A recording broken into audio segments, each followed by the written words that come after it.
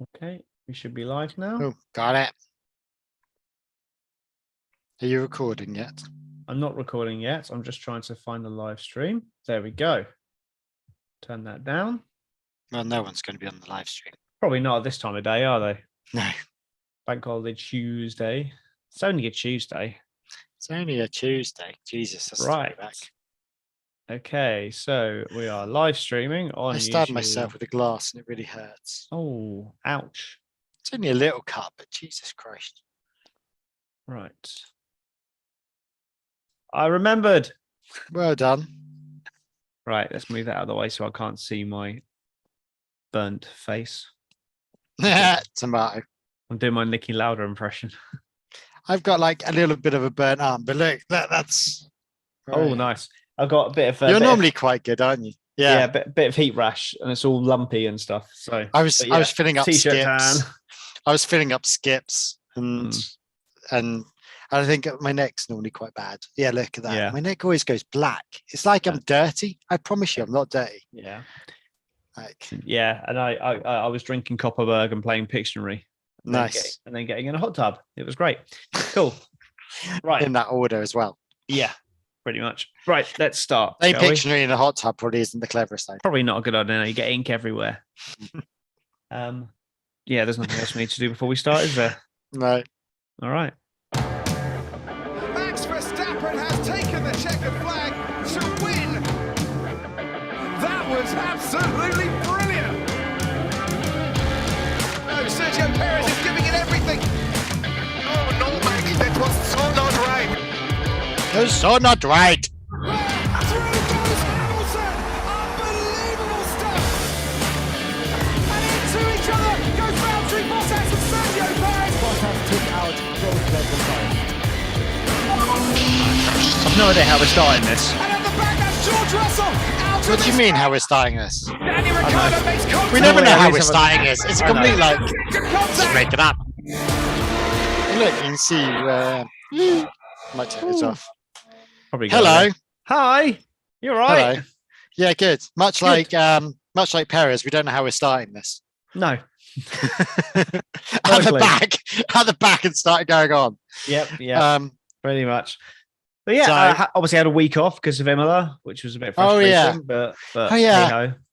Like in my mind, I thought that was going to be a lot less worse than it actually was, and I thought it was all just. I thought it was all just like F1 being all F1 trying to make up a story. And then I saw the news. I was like, best that they don't go there. Yeah, it's very F1 thing to do, isn't it? Just to plow on regardless. So yeah, that's what I thought. Ignore the protesters and the people being hung outside, but we'll carry on. But a bit of water. Yeah, no. You'd think it wouldn't be. No, it's completely the right decision. To clarify, I am completely in favour of the cancellation. But it's hilarious that they have made the right decision this time. Yeah, that's normally they don't. The bigger shock is that they actually made the right decision. So that's firmly in the past. And I know Formula One and AlphaTauri are doing quite a bit of charity work to try and raise money for the area and stuff, which is great. And I think all the teams should. With the budget cap, all the teams have got money, surplus cash that they're not allowed to spend. So they should go outside of their way to spend a bit. And they're now auctioning off the trophies, aren't they? Yes, I saw that. That's good. That's good. Here, have a trophy that never got won. Yeah. It's a bit random, but I completely understand why. But it's a bit random. Yeah, 100%. But then, we had Monaco. It was a decent Monaco race, I think, for Monaco. Yeah, for Monaco. The second half was for Monaco being Monaco and a decent qualifying as well. The qualifying is always good in Monaco. Yeah, I even watched a bit of F2 and F3. Don't spoil it for me. I've not had a chance. Have you not? Yet. I actually did watch it. Well, I watched the first F3 race. I think I watched. Yeah, I didn't watch the feature race of F3 because it was on at stupid o'clock in the morning. Yeah, like 6:55 it was on. 7 o'clock in the morning.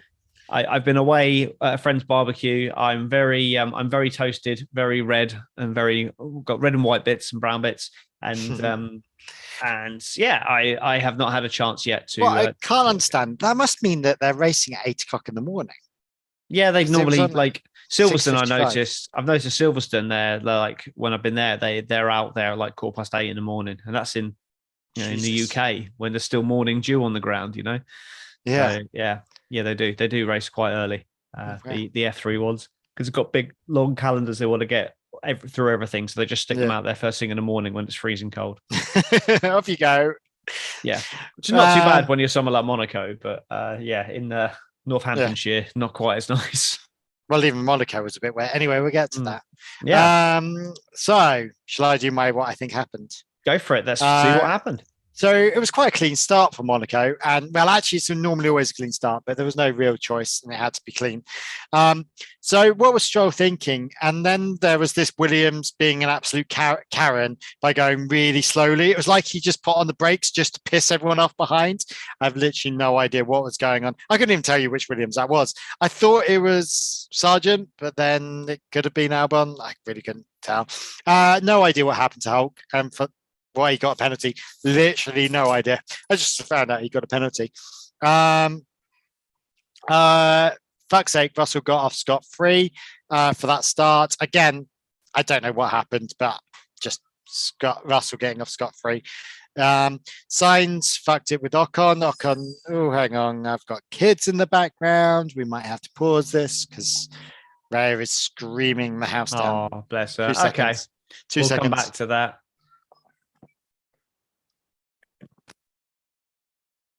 I'm just going to sit here on the live stream, and unless can I pause the live stream? I don't really want to pause it, to be honest. So I'm just Googling past Monaco Grand Prix safety cars, because I don't think it's that busy on safety cars.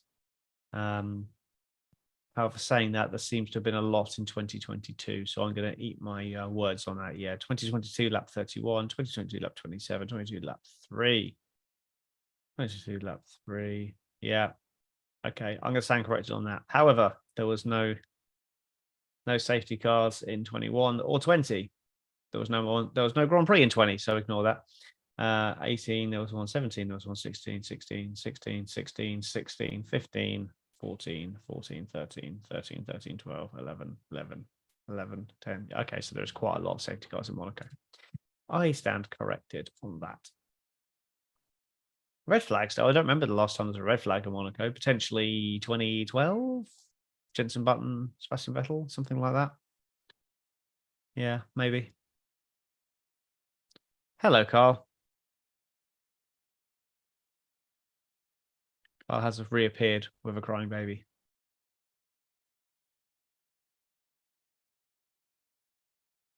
Oh, poor little Bubba. Not feeling too well. Oh, you're still paused. Right, she's going to sit next to me and hopefully. Oh, bless her. And Killian's going to do whatever Killian wants to do. Well, I'm going to get my crying baby in here as well. What's up, Killian? Sorry? I can't hear you. Come in. No, I'm sorry. I was meant to do that for lunch, wasn't I? I can't do it now. I'll do it after I've done this call. Okay? Go upstairs and watch TV. Actually, bring your Nintendo down and just sit on there for me. Well, just in case this one needs to do something. That's fine. Don't worry about it. Do whatever you want to do. Hello. Hello. I'm trying to convince the cat to sit on my knee. Okay. At least he's shut up now. Right. Okay, cool. You good to carry on? It's good, doesn't matter. We're going to be angry. Why did that do that? What the fuck? What the fuck? What the fuck? There we go. Right. Shall I start from the beginning again? Or you just pick it up from somewhere and I'll just edit it in. However you want to do it. I'll just pick it up from the beginning. I didn't get that far. Okay.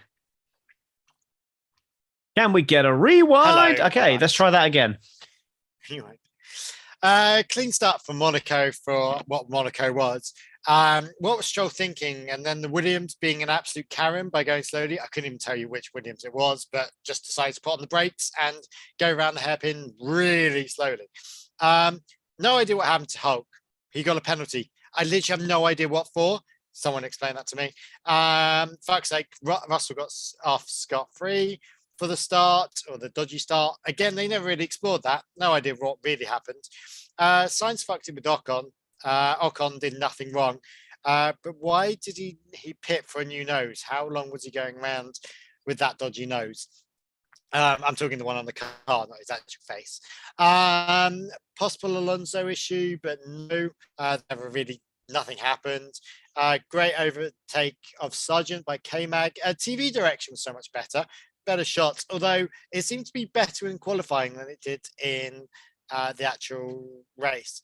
Albon and Williams seem to have done a Ferrari infect it. Lap 25, Sargent on softs, but why? And this whole, we're gonna give him a tryout on tired egg. What happened? Did you just fuck up and not want to answer? We're waiting for rain. Will it come? Ocon had a very shit stop. Perez forgot he was at the back and wanted to keep up with Verstappen and tried to race in his usual way. Perez runs into the Haas and takes his nose out. Stroll takes the place back. Perez, chill the feck out, dude. Like, seriously, I don't know what he did, but he must have really been angry about something. Oh, yeah, he was getting angry, wasn't he? Like, he just needed to take a chill pill. I made a coffee and then changed 2 nappies, so I had no idea what happened for a little bit, and came back to Winchbag moaning it was saying it was raining. Let's not get excited just yet. Hang on, it's all very slippery. The track's wet at least. Okay, it's now proper slow at the hairpin. Alonso goes on to mediums. Why the feck did he go on to mediums? Like, everyone could see that it was Inters. But I've got no idea. Everyone else was on Inters. Sainz takes a spin. Alonso back in for Inters. Double stack Ferrari. What could possibly go wrong? Stroll playing bump cars and sliding down the hill. Why is K-Mag still on hards? It actually goes for the full wets. He gets there, actually crashed pre-pit. You have a baby? Hello. Right. Yeah, it's Tom. Sorry, I have my daughter next to me who's ill at the moment, but she's just gonna try and appear. Anyway, Ray, where did Stoll ditch his car? He's like left it somewhere. I don't know where. Oh, hang on, no, I haven't a load of section. Sorry. Double stack Ferrari. What could possibly go wrong? Stroll playing bumper cars and a slip sliding down the hill. Why is K-Mag on hard? He gets there. Actually, he crashed pre-pit, but got there eventually. Sargent into the wall. Nothing new. Russell 5-second penalty. Interesting. It was unsafe on track coming back, in which Russell, Stroll, and Hulk all in exit 1, and then whacked into Perez. All to. We've lost your audio, Carl. Walking back. Carl, we completely lost your audio there. Oh, hello. Yeah, it's cutting in and out. Hello, is that better? Yeah. There we go. Aubrey pulled it. Raya pulled it out. Raya, do not touch. No, I don't want a dummy. It's just this arm appears in shot holding a dummy. Oh, that's brilliant. Anyway, it's going to be one of those podcasts today. Yeah, I leave everything in. Yeah. Where did Stroll ditch his car? I want to know. Why did he not? Anyway. So the rain is slowing and it's all going back to being boring. Winchbag trying to Alonso it and think the whole race. It could work, but won't, as Hamilton's not going to play ball with him. Are you trying to crash me or what? Snowder's back. Love it. Snowder's been brilliant, actually, this whole season, and he just seems to be getting better. But I did miss his outbursts. So it was nice to get that. Lando eventually got Snowder. That McLaren in the wets. What the feck was going on with that? Snowder was right. His brakes. Was right. His brakes are shit as he goes down the escape road. I spelled right wrong. I spelled right in the word as right written word as opposed to RIGHT. Anyway, double lapping for Perez. Ouch. Track really drying. McLaren's in the wets. Interesting. Oh, I've already said that. K-Mag retired. I don't know quite why. And Max wins second for Alonso, career best for the Astons, and Ocon in third, well deserved. But could it have been Charles? Probably not. No, I don't think Ferrari really had anything this race at all, No. which surprised me because I was predicting Leclerc for a win. Yeah, so. I think most people will. The cat's really fascinated because I've let the cat in here for once. He's really fascinated by the builders next door. So if you can hear any drilling, then I apologize for that. That's next door doing an extension. But the cat is absolutely fascinated by the builder. So, but back to Formula One stuff. Back to Formula One I'm going to go on a hunt for my child. Hello, can you still hear me? Yes, I can still hear you. That's all right. That's good. I feel like Ted. Yeah. Are you still there? Yeah. Yes. So we'll touch on the Ferrari strategy. I guess is a good place to start actually. And and the decisions there was Ocon in third and Sainz chasing him down for the whole of the first stint. And then it was kind of shades of you probably don't remember this, but when Alonso was trying to win the world championship and then they Ferrari pitted him to cover off Webber, ended up sticking him behind Petrov for the rest of the race in Abu Dhabi, and then he ended up losing the championship, obviously with nowhere near as bigger consequences. But it reminded me of that because they were trying to cover off the move from Lewis Hamilton, who was closing on Sainz and was going long on the hards and was closing in on him. So they thought box now to avoid Hamilton passing him. But as a result of that, he ended up behind Ocon anyway, whereas he could have gone long. The rain potentially was coming. Even so, a switch to the mediums later on would have been a great strategy. And he would have probably gotten ahead of Ocon. So whatever Ferrari happens, being Ferrari. Yeah. So they, instead of like taking a risk and taking third, they pitted Sainz to keep fourth and ended up with him in fifth. Yeah.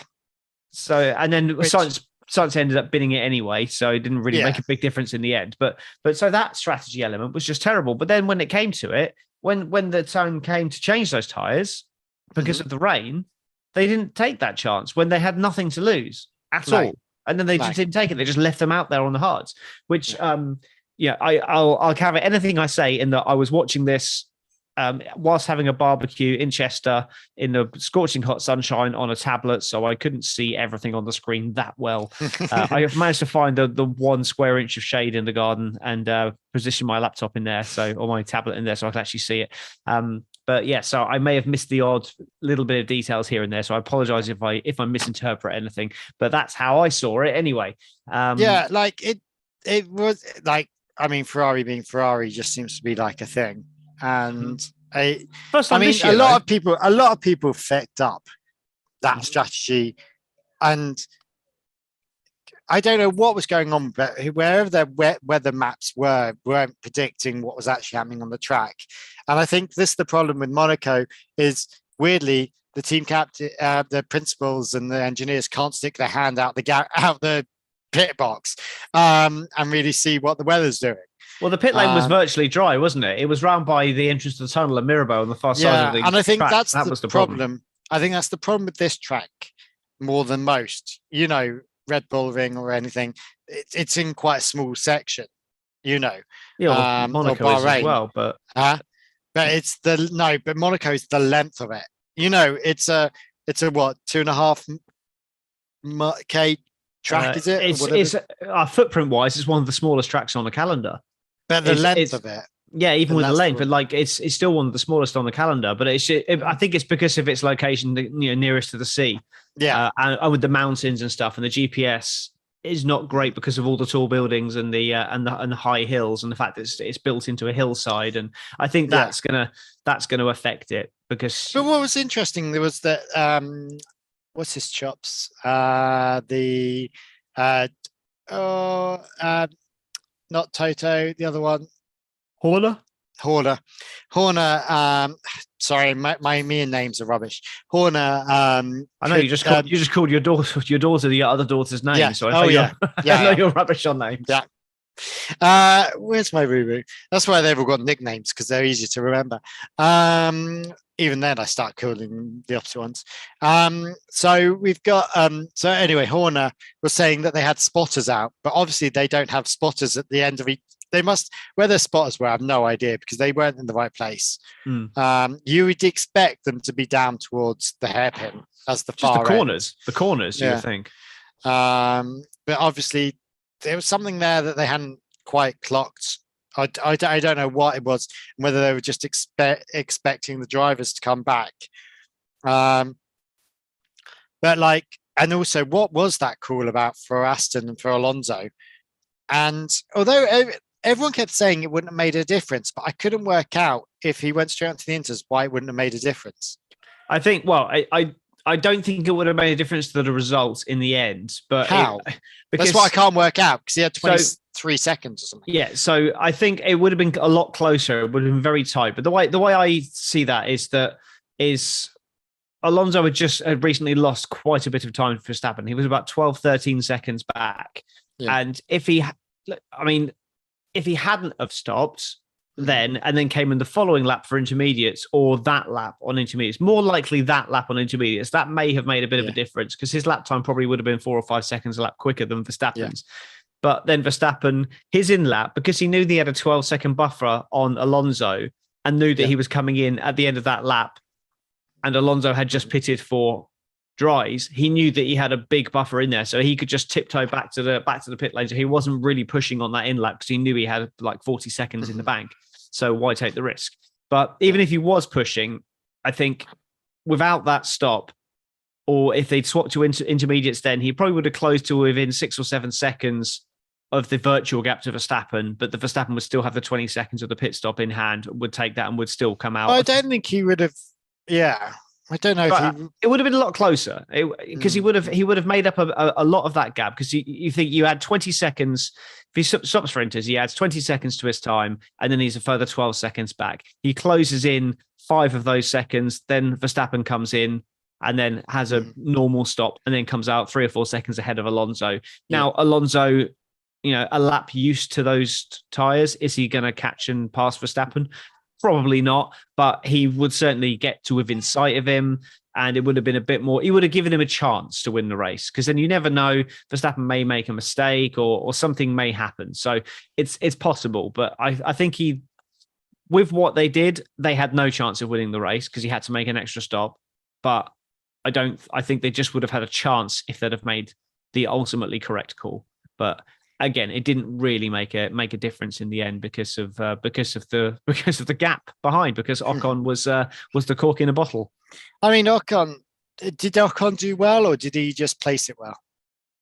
Well, we know that Monaco is all about the qualifying, and he was phenomenal in qualifying. But you think about the race, he had Sainz pushing him all the way, didn't make any mistakes. He had Leclerc behind him, didn't make any mistakes. He had Russell behind him, didn't make any mistakes. He had Hamilton behind him, didn't make any mistakes. He's fast becoming like Hamilton's nemesis. The amount of times Hamilton is stuck behind Esteban Ocon. He's definitely a strong defender, and no, he doesn't crack under pressure. That's the impressive thing with Ocon. He doesn't make mistakes very often. He's not the kind of person that under pressure from someone behind is going to go wide and give them a stiff. He just does his thing. It's like they're not even there. So I think he did do well in that case. But if he'd have qualified 6th, he probably would have finished 6th. It's not like it's one of these ones where, if he'd have had a bad qualifying and ended up last, then he would have been at the back and stayed at the back. He wouldn't have, it's just made the up fact anyway. that what he did was great, but he started from such a lofty position that it made it look better. But he, at the end of the day, but he deserved that lofty position. Absolutely, after qualifying. He put himself in there, and he absolutely did. We'll get to it later on. He wasn't my driver of the day on the day, but I may have come round to that now. I'm not sure. I can't give him driver of the day, to be honest, based on my driver ratings as well. So the Alpines have woken up slightly. I know it's only one race. Let's not get too excited. They brought some updates. They brought a few new pieces. But talking of updates, what do we think of the Mercedes updates? Yeah, it looks far more, sensible. It looks like a normal car now. It does look a bit Frankenstein at the side, because they can't change. Because they can't change that rigid structure, whatever it is at the front. Yeah, That it's all been homologated. Yeah. Homolocated. That word you love. In a podcast a couple of years ago, Carl used the word homolocated. Homologated. No, that's homologated. Anyway, homolocated. That section at the front there. And obviously they've had to blend it in or try and it is a compromise. It's a compromise car. And they were talking about, like, Laura was like, well, why did they not put in deeper channels or anything a la Ferrari? And I said, well, you couldn't, because that section has to stay in. It wouldn't make any sense to suddenly. They'd have to make a new chassis, which would have to be crash tested, and then be okayed for use. So that would just make them blow the budget cap.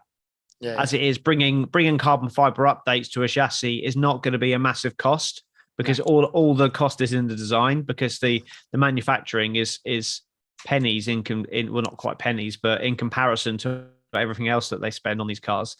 The actual manufacturing of parts is not the expensive part. It's the design side of it that costs the money. So if they're just throwing on some bits of carbon, that's not going to take an awful lot. But then to design and build a new chassis and then have to crash test that chassis, that is expensive. You're talking in the millions, and that's something that they just can't afford under this budget cap era. I don't know if I'm going to caveat this whole episode with this, but I'm sorry. My daughter is still here with me today. She's ill and she's running around. She's opening and shutting doors, trapping the dog out, trapping the dog in. She's actually quite ill, bless her. She's had a cold and temperatures and blocked nose, and but I gave her some Calpol 2 hours ago, and I think it's kicked in, and now she's like a hyperactive little monkey. Yeah. And bless her, my son, the oldest one, is trying to keep her entertained. But so sorry if I keep looking round, and I'm sorry if you're hearing that in the background. I don't know if you can hear her going, I can hear that. No. I can hear that. So I do apologize for this whole episode. Maybe put this at the beginning, because I'm sorry. Yeah, it's fine. I explained it to everyone as well on the live stream when you were off. All right. So on the live stream. Sorry. So we'll try and keep them going. But they're grand. They're having the time of their lives. That's the thing. You know, they're not upset. So which is the thing. But no matter how bad this podcast is going to turn out, it can't be as bad as the performance of Sergio Perez, surely, over the course of the weekend. What was he doing? What? It was slamming the door there. I mean, he slammed the door shut in his life, seemingly. I don't know what was going on. Crashing in Q1, and then he crashed into Magnussen on track, and then he hit the wall at one point. He hit Russell, but that probably wasn't really his fault. It was just kind of a. No, it's everyone just wants to hit Russell, so it's not like. A thing I thought you'd appreciate that when he went deep. Bless him. He was my daughter is now trying to go into the alcohol cabinet. Good on her. I mean, just for I rated Sergio Perez's performances as a 3 out of 10, which is the lowest score I think I've ever given Perez for anything. And I had 3 people who got a 3 out of 10 for this race. So what happened? Did he with Italy and everything? Like, I don't know what happened as to what the story is, as to why he, between Miami and this. Well, he's not been great. He's not been great the last few weeks, to be honest, really. Yeah. And he's just, he should have done a lot better in Miami. He should have done better here. And his whole weekend, from the first qualifying session through the race, it just didn't. It was just a poor performance. And if he really thinks he's in the fight for the championship, he's not anymore. Well, no, I don't think he was before, to be honest. But definitely, he's in his own mind. He's got to know. I bet Horner's like, thank fuck for that. We don't have to worry about him anymore. Yes, I mean, I don't think they ever had to worry about him anyway. But even so, it's Well, until the only problem is if Max has an issue now, like a mechanical. That'd be where. But even so, he needs. He's got nearly 2 race clear. Yeah, like points deficit now. But the thing is, Perez has played all of his trump cards. All of his best races have gone now. There's nothing else where he's really excelled at in the rest of the year. There's except 1 or Mexico. 2 tracks. Well, no, he's never really excelled in Mexico. He's always needed Max to give him a hand. Mexico is not really. He did all right last year, but that's the only time he's ever done well. I don't know. And 2 years ago he won, didn't he? No, he's never won. He's never won Mexico. No, he's never won Mexico. I think he got a podium. Yeah. But no, it's Singapore he's good at. That's the only other track. But yeah, he's not this king of the streets that people have been dubbing him, which has always been annoying me. No. The best street circuit in the world, and he's fucked it. But I will say though, Max was fairly lucky today. Like, obviously this weekend. Like he was pushing all the limits, which is, I suppose you could say, is part of his talent, that he pushed all those limits. But how many times did he hit the wall and got away with it? And it wouldn't. Oh my god! Like even in qualifying, he said he was like literally bouncing off walls. Yeah, but in the race as well, he hit the wall 2 or 3 times during the race, and all he's got to do that another millimeter to the right or a centimeter to the left, and he's ripped the corner of the car off. But is that not the point, that he's that good that he can touch the walls and he's not fucking bouncing off them?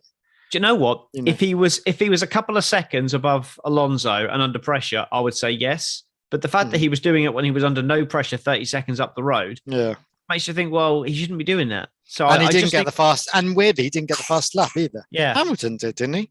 I can't remember who got the fastest lap. I'll have a quick look. It should say. I think it's Hamilton that got the fastest lap. But I know he. Hamilton got 13 points, so that would suggest that he got the fastest lap. Yes. Because he went hard medium, didn't he? I know he went straight. Hamilton did well this. Yes. This race as well. Decent. And apart from Russell going off, actually Russell wasn't too bad this week. Yeah, I mean, he got out qualified by Hamilton. Obviously, he made a few mistakes in the race, so I downgraded him a little bit from that. I had Hamilton as a 7 and Russell as a 5. Yeah. So what's with McLaren in the wet? It looked good in the wet. Was that just pure luck? I mean, Norris has always liked the wet, so he has, and we've never seen Piastri in the wet. So the first time you get to drive a Formula One car in the wet, here we go. Here's Monaco. Yeah. But decent. There's all the walls. I mean, the car was. I thought this race was always going to suit McLaren a bit more anyway, because of the characteristics of the circuit and what we've seen from McLaren so far. But I think Norris is very good here as well. He was looking really quick, and then his qualifying he didn't quite maximize. So I think he was naturally going to progress a little bit forward under strategy anyway. Yeah. But yeah, it was it's still 9th and 10th. I think it was 9th and 10th in the end, wasn't it? Yeah, 9th and 10th. It's still only 3 points on a weekend where Alpine have picked up. Yeah, they've now slipped back because they were 21 points. Yeah, so Alpine now have more than double the points that McLaren have got. Well, McLaren were very nip and tuck with Alpine before. So. They were exactly the same. Yeah, they were the same. So yeah. Looks like 6th place is going to be McLaren's target this year. Oh yeah, and then so each year they've gone down one. So, I'm very sorry for yawning. Yeah, did you hear the latest rumor? I don't know if it's true. I think it's a complete rubbish rumor. But Alfa Romeo and Haas, did you hear that one? What about them joining forces? No, I can't see that. That's not going to happen. Well, my only thought is if Fiat come in as an engine supplier. Fiat? They own Alfa Romeo. They also own Ferrari. Yeah. That's not going to happen. Good point. And Alfa Romeo aren't going to come in as an engine supplier, are they? No, but Alfa Romeo... Well, actually, then it does make sense. They own Ferrari. No, Alfa Romeo have been bought out by Audi. The Alfa Romeo sponsorship ends at the end of this year. Audi have bought the Sauber team. So that's going to become the Audi Works team. Yeah. The only thing I can see with that is if the Gene Haas strikes a deal with Audi to become the junior team, a lot like no, I think it's been agreed that they're doing Ferrari. Because the only one that's missing is at the moment Williams as to what they're going to do. Yeah. Surely they'll stay with Mercedes, but that's the only one that's not been confirmed for 2026. Yeah, I mean, that may well be. I mean, there's potentially they could go to Renault because Renault don't have any customers. McLaren aren't 100% confirmed. Mercedes, I don't think. Well, if I was Williams, I would actually be, I'd be going to Honda. Well, they were trying to get the Works Honda deal, weren't they? Yeah, but I would be going as the secondary team as a Honda to Aston Martin. Why would you not? It makes sense. They don't want to be someone's junior team. That's one thing. But but that engine will be a great engine. I think they'll still be looking at trying to. I think they'll still be looking at trying to get a Works deal. But I just who's left?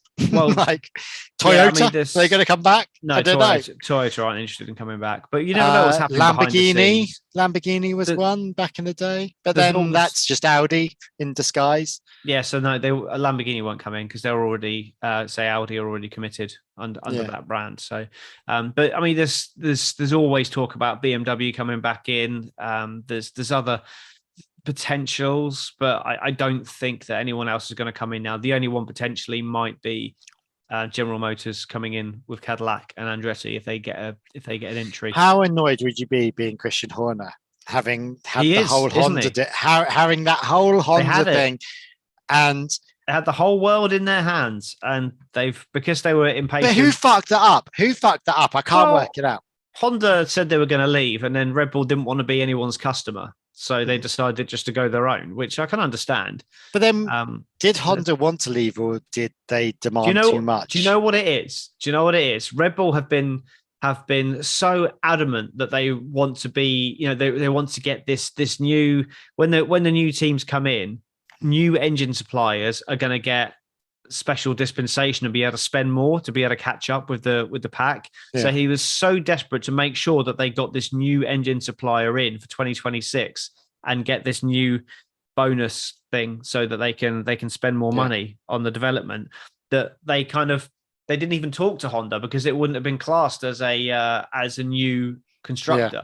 So they just went hell for leather and looked at getting the Red Bull powertrains up and running, and then getting Ford, but it's interesting. Yeah, it's a rebadged. It's not even.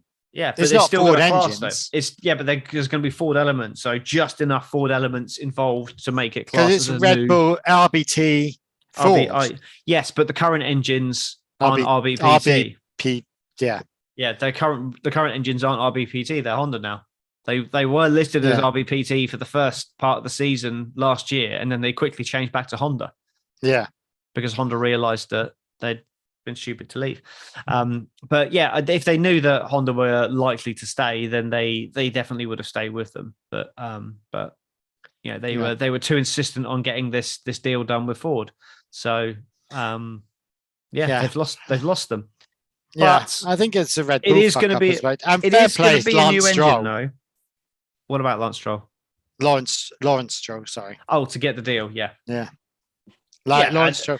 And he's trumped McLaren on that, because McLaren were trying to get Honda back as well. They were trying and so were Williams. They were both trying to get Honda back. And the fact that they've made such a great start to this season, I think that's what's done it. That's what's really pushed it. And having Alonso in there, in their drive, I think it's really helped. I don't think it helped. Well, I know the history. But I think it does help because that is the history. And I think what helps. I know Alonso turned around and gone that the Honda powertrains are a piece of shit or whatever. I'm paraphrasing.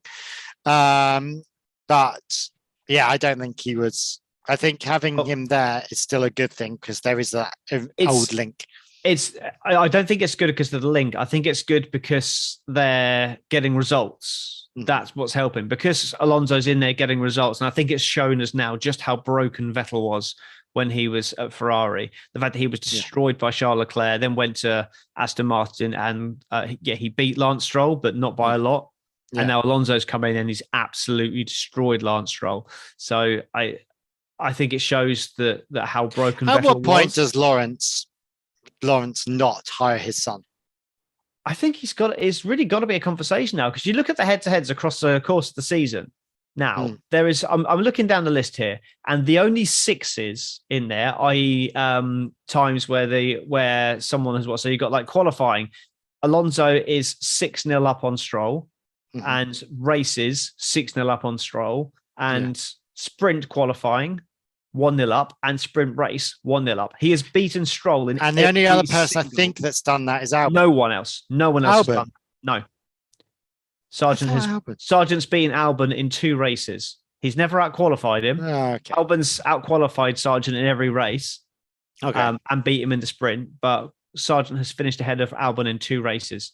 Okay. The only other one that was close to that was Tsunoda, who had beaten De Vries in all 6 qualifying and race sessions, but De Vries did Tsunoda in the race this time round and qualifying, I think, last time out. So now that's a 5. That's a 5-1. Did De Vries actually do better than Snowder qualifying in the race? In the race. In the race, he did. Yeah, yes, he did. He finished 12th. Snowder finished the 15th. Snowder had a brake issue. Vries finished 12th. Yeah. Oh, yeah, because that's where he went off and then got stuck behind everyone. Yeah. So that's De Vries. I think De Vries generally had a decent weekend. Yeah, it wasn't great. It was not very spectacular, but he kept it out of the walls. He performed okay. To be fair on De Vries, this is a track he knows quite well. This is a track he's raced on in Formula E a number of times. Slight differences, I get, but this isn't a track that he's completely unknown of. And the other tracks have been a bit of an unknown for him. But you look at the cars around him, he's beaten Joe in a car that generally is considered to be a better car. I know Joe seems to be shitter than shit this year. And he's beaten Albon. No, I think Joe started okay, but the last couple of races he's not been so great. But he started pretty good with Bottas. Yeah. Like when you compare him to Bottas, I can't fight the Joe corner anymore because I've been fighting against Snowder going, nope, he's better than Snowder. I can't really fight that actually anymore. Well, again, you've just got to look at performance versus teammate, and Joe is performing very well against his teammate. Now, this is a really weird switch around because last year I was the one that was saying that Joe wasn't doing well, and everyone else was all on the Joe hype train, and I was just like, well, no. So, whereas this year it seems to have swapped around the other way around. I'm just comparing him to Bottas and saying, well, he's actually doing pretty well when you compare him to Bottas. Bottas has still got the upper hand, but have you frozen or have I frozen? One of us is frozen.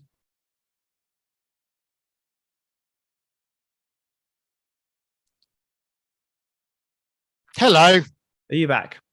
Yeah. Why is it that when the internet dies, it doesn't say anything? As soon as you come back, it goes, the internet is unstable. She's like, no shit, Sherlock. Well done. But we're back. That's fine. Anyway. Cool. I was just comparing Joe to Bottas, and it was just saying that Joe to Bottas. Joe was actually comparing pretty well to Bottas. But you look at the people he finished above. He finished ahead of Albon in a similar car. He finished again ahead of Joe in what's considered to be a better car, just behind Bottas in a better car. He beat Hulkenberg, but he had a penalty. So he's not. I'm not saying that he beat Perez, but Perez. Yeah, but that didn't. Yeah, but I think he did okay. I think he did okay. De Vries. That's certainly been his best weekend, his cleanest weekend. He's stayed out of the way. He's not got any points, but another race with a couple more DNFs and he scrapes a point. And then all of a sudden we're like, oh, okay. De Vries is doing okay. But he is still, unfortunately, one of the only 2 people without any points, which is Who's the other person with points? Logan Sargent. I feel sorry for Sargent, but then I didn't quite understand what the fuck he was doing.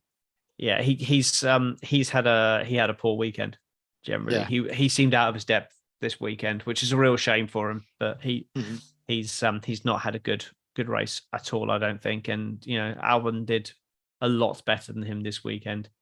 But yeah, he had major brake issues or major just traction issues and tire issues and stuff. And just not a great weekend at all, unfortunately for him.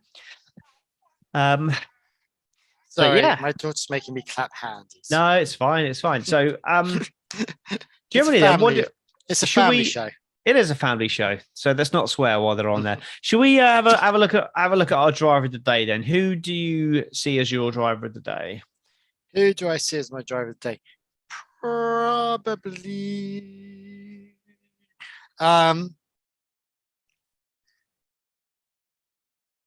Who do I see as my driver of the day? Probably Ocon. Yeah, I'm going to go for somebody different just for variation. But I had 3 drivers who I rated as a performance of a 9, and that was Verstappen, Ocon, and Alonso. So, given that the mistake, the strategy error was not Alonso's fault, I'm going to go with Alonso. because I think that he did everything he possibly could to win that race. So I'll go with Alonso just to be different. But I probably would have picked, if you'd have gone for Verstappen or Ocon, I would have gone for. I would have gone for. I don't like Alonso was grand. I just didn't think he was amazing, and that decision, though not his fault, I don't think. No, it wasn't. He even on his in lap, he did say, "Are we sure that dries are the best tyre to be on?" He defended the team afterwards and said, "Well, look, hindsight's wonderful, but if I'd have stayed out, I might have crashed." Yeah, fair point, because he was losing temperature in those old tyres, so he could well have. So it is a possibility, but no, I'm going to go with Alonso just to be different from Ocon. Verstappen is the other one, but he would be third of my list. And then can I say Dick with my daughter sat in front of me? It's not advisable, but you just did. So, well, for me, it's, if you're talking drivers, it's either Perez or Stroll for wasting a great drive. And you know what? I'm going to go with Lance Stroll because he had no defined reason for being so bad, apart from minor damage to the underfloor. But it still should have been enough for him to get out of qualifying as he did. So I'm going to go with Lance Stroll because Perez crashed. That happens. It was stupid, but that happens. Whereas Lance Stroll didn't even finish the race. He was sloppy. But I think him and Perez were equally bad. And my Dick of the day. I think in my mind, possibly the Aston Martin team, because of that. I think you didn't give Alonso the chance, and everyone can say, "Oh yeah," but I think that decision possibly didn't give him the chance to do it. Russell for just being a great big whinge bag. He was whinging a lot behind Hamilton, wasn't he? Oh my God. I thought he was whinging a lot. He is a whinge bag. That's his new nickname for me, is whinge bag, because he just keeps on going on and on. But then I think, but weirdly, I think it's probably going to be Perez for just driving into everyone and being an absolute dick on track. And as well, which is what he was, and just being abusive and also just showing the whole world all of Adrian Newey's hard work underneath the car by crashing into the barrier and then lifting it up so everyone could see the underside of the Red Bull. So you can also caveat that by saying that Hamilton should be nominated for Dick of the Day as well for doing exactly the same thing in free practice 3. Yeah, but the brand new car. Oh look, everyone, here's our new floor. Quick, take notes. But I think, I just think him being, I think he's just I think Perez has just been a bit of a dick. Yeah. His driving was really erratic. He started getting stroppy, and it was just like, just chill, man. Just chill. Yeah. So looking at the stands, I'm not even going to mention the top one because there's no point. So it's Perez on 105 points with Alonso 93 points, 69 points back to Hamilton, who's now in 4th, Russell in 5th with 50. Sainz 48, Leclerc 42, still behind his teammate. Stroll 27 points, Alpine 21, Ocon 21 points with Gasly rounding out the top 10 with 14. And then the Constructors' Championship, again, not going to mention who's first because they're so far away. Aston Martin 120 points, Mercedes 119 points. And then Ferrari, 90 points. They're the three they're fighting out. And then you go back to Alpine. We've already said 35 points and McLaren, 17 points. So it's still looking really tight in that fight for second place. Really tight. And Aston Martin have only got one driver scoring big points. And I think that's the defined thing. Mercedes are maximizing their races and scoring big points with both drivers. Aston Martin aren't doing that. And Ferrari aren't doing that. Ferrari aren't maximizing. Aston Martin aren't scoring with both cars. So for me, Mercedes are the team that are in the box seat for that second place, which I didn't think was going to be the case. Yeah, 100%.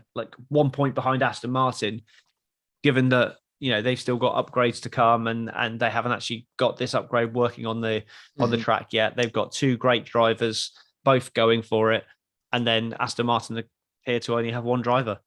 Yeah, that's very much like Red Bull last season with Perez, and 2021 with Bottas. How Bottas scored more points than Perez to give Mercedes the Constructors' Championship. Yeah, but so for me, that's that anyway. The Drivers' Championship would say there's not a lot to play for in there really. It's just what can Alonso or Hamilton or Russell catch Perez, really. Yeah. That's all really, or Sainz and Leclerc if they have a good run, but I can't see Red Bull like at the moment. An off weekend seems to drop Perez into the pack, and that seems to be happening far too often for my liking. So he's having far too many races where he's not he's having to drive through into that second place, and at some point the other teams are going to catch up. Yeah, I agree, but I think Aston need to look at themselves and work out what that other driver is now. Mm-hmm. Do you think Stroll is as shit as he? No, but he has moments where he's actually good. I think Stroll is a perfectly capable Formula One driver, but when you're being compared to Fernando Alonso, I just don't think he measures up. And when you're looking at trying to win the championship, he's not consistent enough and he's not decisive enough. He makes too many mistakes and he doesn't have the overall pace. He's perfectly good. He's a decent Formula One driver. He's far better than anyone I know at racing, and I actually know some proper racing drivers. But he's a phenomenal racing driver. Great junior career, but he's had all the opportunities with all the money that all the equipment that money can buy to get to a level. I believe he has reached his level. That is him. That is as good as he can be. Add a bit of experience in there, he might get a little bit better with experience, but. Overall, he's not going to get much better than he is now, and he's not up to the standard. You give him Fernando Alonso retires in 3 years or 7 years or however long it's going to be, and then if he has a dominant car, yes, he might win the odd race or two. But again, putting together a championship challenge with a teammate who is anything but a out and out pay driver or someone that's been put in the car to make their son look good, I can't see him beating a teammate. Because I'm trying to think, when was the last time he even beat a teammate in a championship? I don't remember the last time he did, or even if he ever has. I don't think he ever has. I'm gonna have to Google. It must have been. He must have F2, surely. I don't think he never raced in F2. He went straight. How did he get a super license? Then? He went from European Formula 3. Okay, so can you do that? I thought you had to. Yeah. He did like multiple championships to get the points up. No. But no, he never raced in F2. Was it GP2 back then? I can't remember. But I can't remember if he ever has beaten a teammate. I don't think he has. 2022 championship, he finished 15th behind Vettel, who was 12th. 2021, he was 13th behind Vettel, who was 12th. 2020, he was 11th behind Perez, who was 4th. 2019, he was 15th Racing Point behind Perez, who was 10th. 2018, I think I'm going to be right here, 2018, he was racing for Williams and he beat Sirotkin. 2018, he beat Sirotkin. He came 18th with 6 points and Sirotkin had 1 point. There we go. And 2017, I think, was his first year, wasn't it? And he came 12th, just behind Massa in 11th, but only 3 points behind him, to be fair. Okay. So yeah, he's only beaten Sirotkin. That's the only driver he's ever beaten. And who's that? Yeah, Russian pay driver for Williams. So there we go.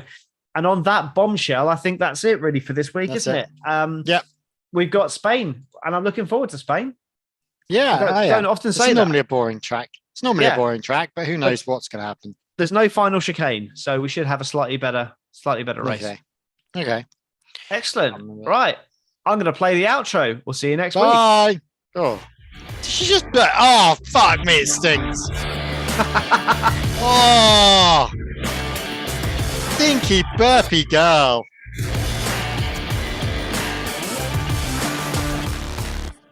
Gotta love being a dad, haven't you? Fucking kids.